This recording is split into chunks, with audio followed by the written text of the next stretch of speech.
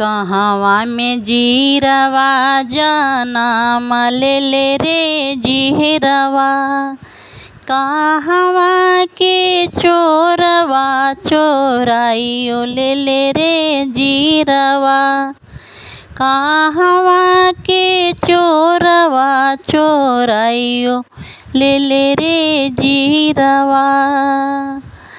जनकपुर में जीरवा जनम लेले रे जीरवा। अयोध्या के चोरवा चोराइयो लेले रे चोरवा। अयोध्या के चोरवा चोराइयो लेले रे जीरवा।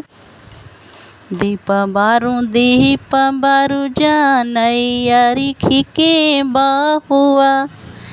काई काई चोरवा चोराइयो लेले रे चोरवा।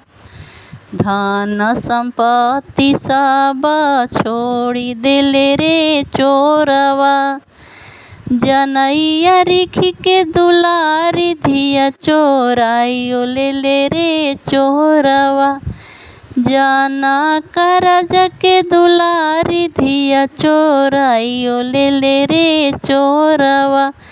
सुनैना माता के दुलारी धिया चोराइयो लेले रे चोरवा।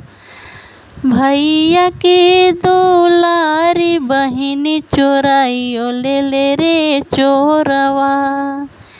कहवा में जीरवा जनम लेले रे जीरवा। कहवा में जीरवा जनम लेले रे जीरवा। कहवा के चोरवा चोराइयो लेले रे चोरवा।